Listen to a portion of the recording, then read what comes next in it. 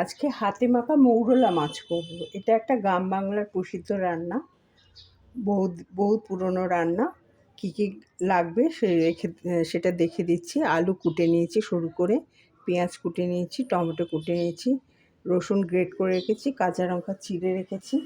তাছাড়া লাগছে মৌরলা মাছ, নুন হলুদ মাখিয়ে রেখেছি, কাশ্মীরি লাল লঙ্কা গুঁড়ো রেখেছি রঙের জন্য, হলুদ রেখেছি, সর্ষে বাটা রেখেছি, লাল লঙ্কা গুঁড়ো রেখেছি, নুন রেখেছি, ধনেপাতা রেখেছি, আর সর্ষের তেলে রান্না করব।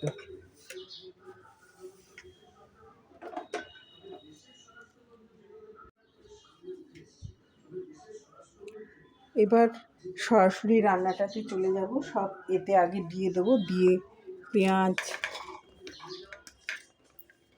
কাঁচা লঙ্কা, রসুন, টমেটো, আদা দিয়ে এগুলো ভালো করে মাখবো। আগে নুন লঙ্কা গুঁড়ো সব দিয়ে দেবো, হলুদ গুঁড়ো দেব,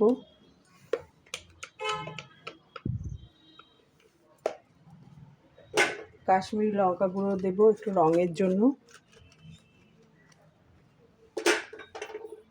এবার সবগুলো মেখে নেব হাতে করে।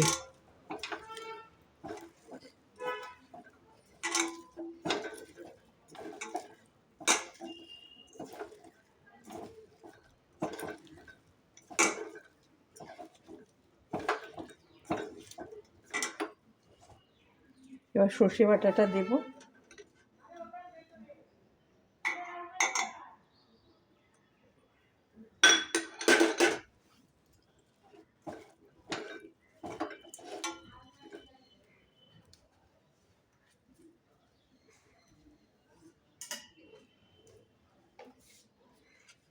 এবার সর্ষের তেলটা দেবো। এতে একটু তেল বেশি লাগে, একটু বেশি করে সর্ষের তেল দেবো, আবার নামানোর সময় দেব।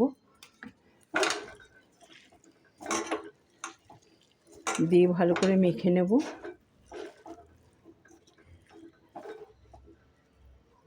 আমি গ্যাসটা বন্ধ করে এটা করছি।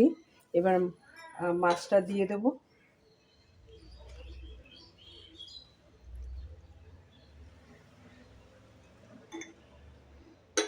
ধনেপাতাটা এখন দেব না, নামানোর আগে দেব। এবার একটুখানি হাত ধুয়ে জল দেব।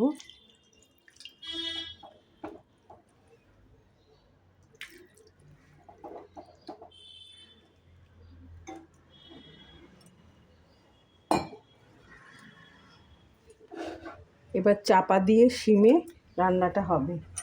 গ্যাসটা জ্বালাবো। এবার সিমে চাপা দিয়ে রান্নাটা হবে।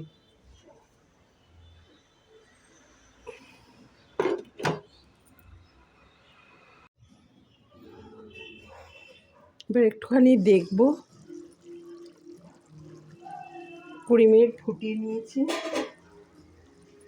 এটা নাড়তে হয় না বেশি। ওপরে ধনেপাতাটা ছড়িয়ে দেবো এবার, দিয়ে আর কিছুক্ষণ রাখবো। ঢাকনাটা সরিয়ে দেব।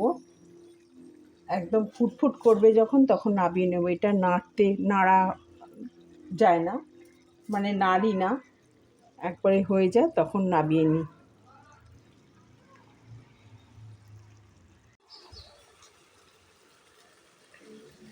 এবার নামিয়ে নেব।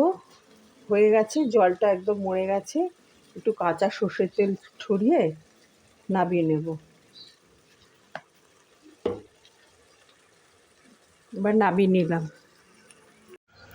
লাঞ্চের থালিটা নিয়ে চলে আসলাম। থালিতে আছে ভাত, কাঁচা লঙ্কা, শসা, পেঁয়াজ, মেথি শাকের ভাজা, আলু ভাতে, হাতে মাখা মৌরলা মাছ যেটা আজকে বানালাম, আর পমফ্রেট মাছের ঝাল। ব্লগটা এখানেই শেষ করছি। আশা করছি সবাই ভালো আছেন। ভালো লাগলে একটা লাইক, শেয়ার, সাবস্ক্রাইব করে দেবেন। নমস্কার।